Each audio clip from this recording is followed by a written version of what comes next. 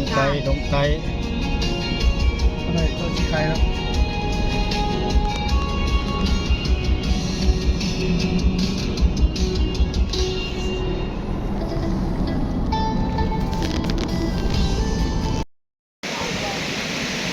เตรียมขึ้นครัวตอนปลาสร้อยบ่นี่ใส่ขออูเอาเป็นไหมเนี่ยเฮียแล้วกันเฮียค้ากลับเลยครับได้ละชี้จะทรงหลังแล้ว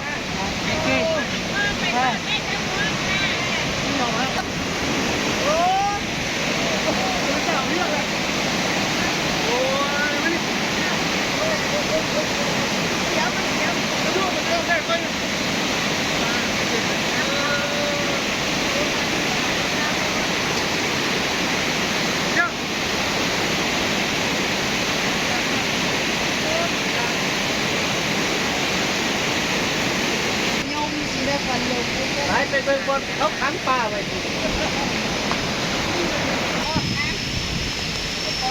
ก็จะแวะทายไปได้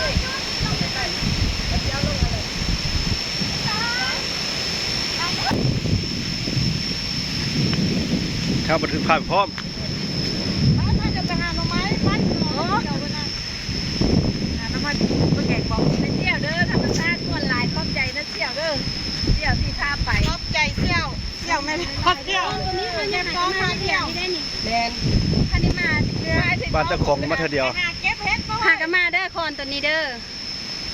เจ้าที่มาเธอเดียวบุกเบนตีบ่ตัวนี้บนเข้าตะเกียง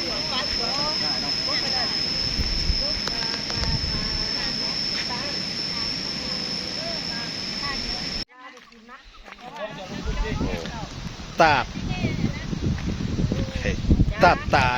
ยึกเสือโอ้ก็มังนามไปบ่ย่าบ่เศร้ากับมาปักซองบริเวณกะมาเจอ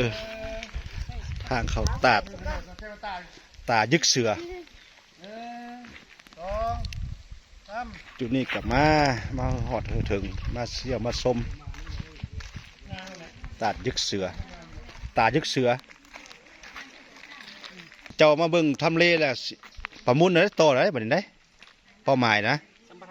สัมปทานต่อเด้อเพราะว่าเพิ่นอยากอันนี้เบิ่งทางเขาแล้วสักจุดปลายละครอบครัวทานวิไลจิตบ้านแจงสว่างก็มาร่วมยินดีกับตาดยึกเสือน้ำตกตาดยึกเสือเมืองปักซอง1,800ประการคันเพื่อจะลงฮอดตาดยึกเสือคันใดธรรมดาเพื่อจะฮอดตาดยึกเสือ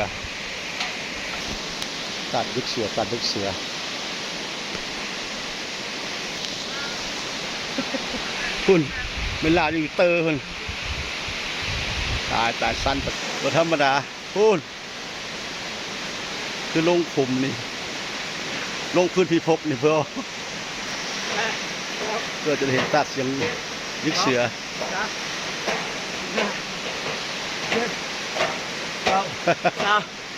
เพื่อห้ามจะดอกเนาะทุกโคตรเอาพอจะเห็นได้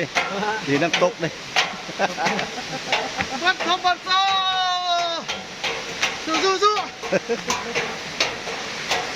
เอาปีนต่ออีกคูณอีกก็ไปเมื่อยลงมันกับบำรุงสุขภาพหน่อยนึงจอกหนึ่งของดีๆของแท้ยกร้อยมันเป็นซิวเลย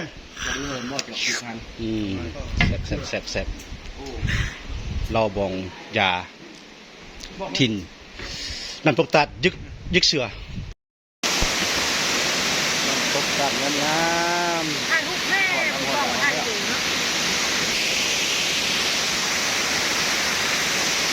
การมาเกี่ยวมาชมธรรมชาติสดงามธรรมชาติมันดิบ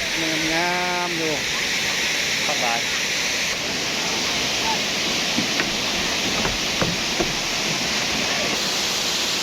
งามหลายวันนี้เหมาะในการดินน้ำ สสะอาด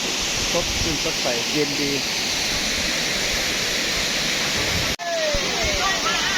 งามแท้บ่นี่งามแท้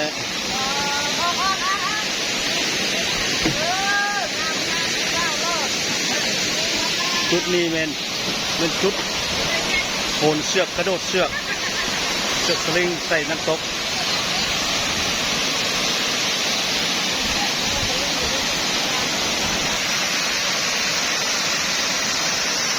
น้ำใสไหลเย็นดีใครๆก็อยากลอยลงอาบ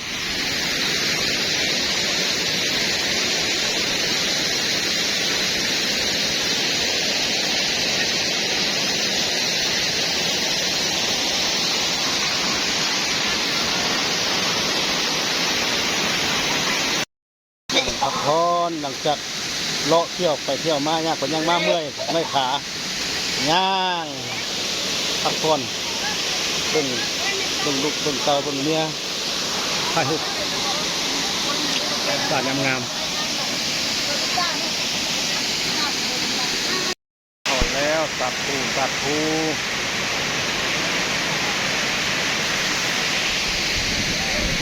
งามๆ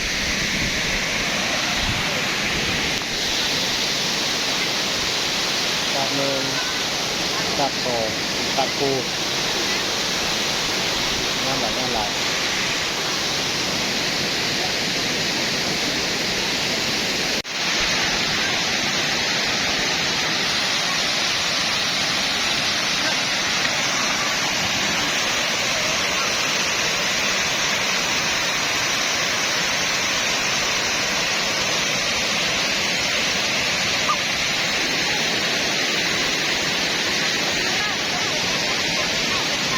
มือกอง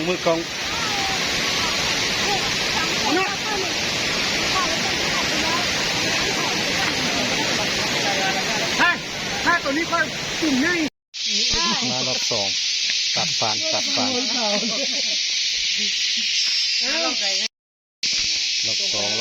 งตัดฟาน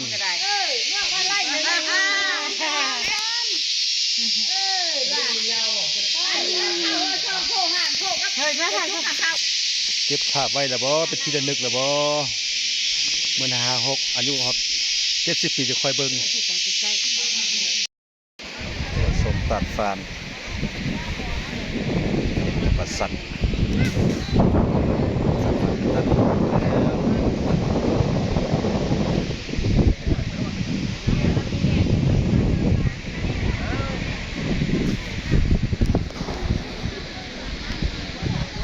แล้วจังได้ปราสหายปกาสู้บ่ปกาสู้บ่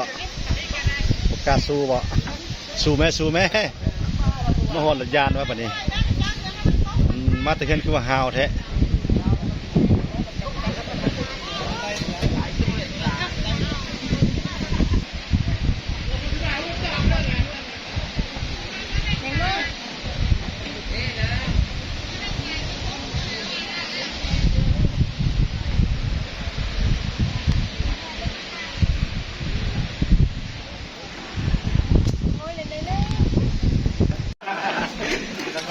ก่อนสิออกสตาร์ทเครื่อง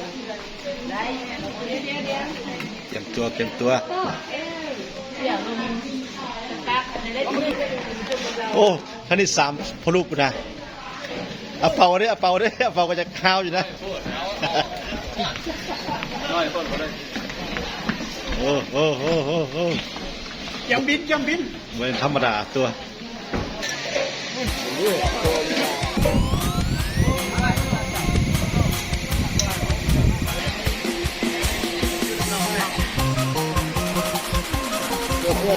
ไปตามชื่อเลยมันได้ปีก่อนนะ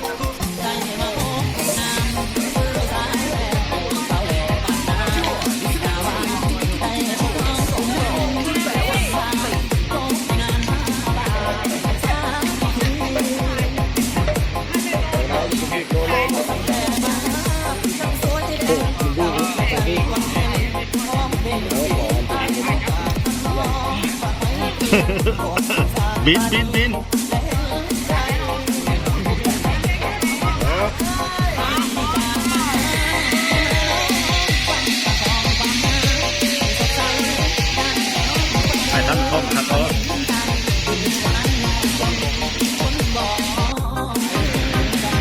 อันนี้ฟอดบ่ฟอดลูกไคเซตอันนี้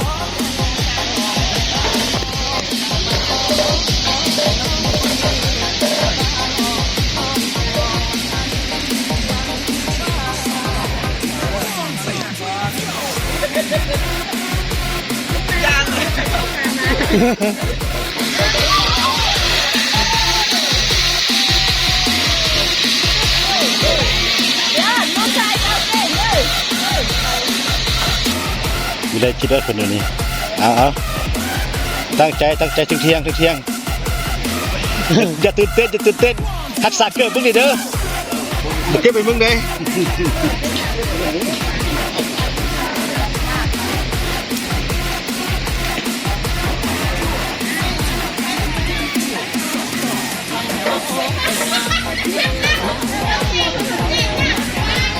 เบิกกองแน่เบิกกองแน่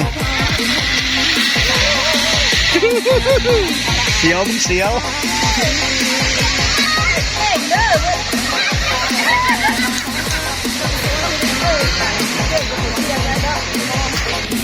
ลูกไส้กระซิดอันนี้ก็ลูกไส้กระซิดลูกฟุกเนาะนี่เนาะ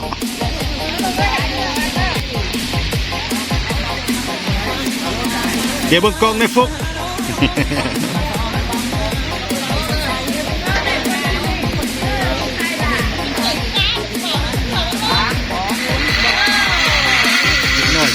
เรื่องนั้นมันเป็นม่วนนะเด็กน้อยไม่ได้เสียวนะ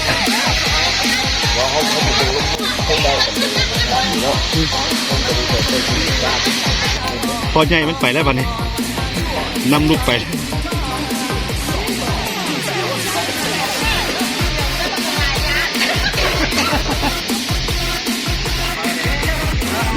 ไปเลยวะเดี๋ยว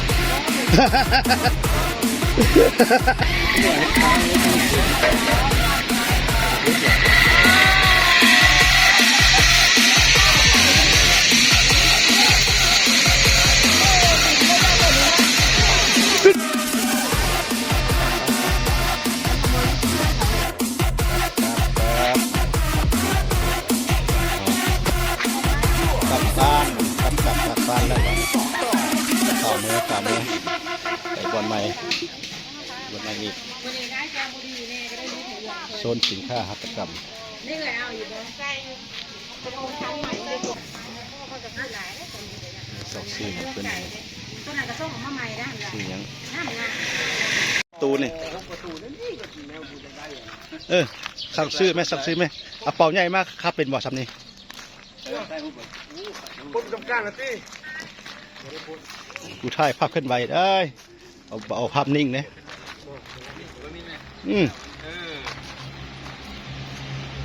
ใหญ่เนาะเป่าเนาะ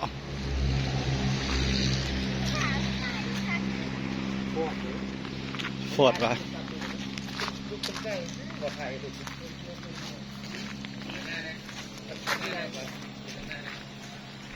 คือ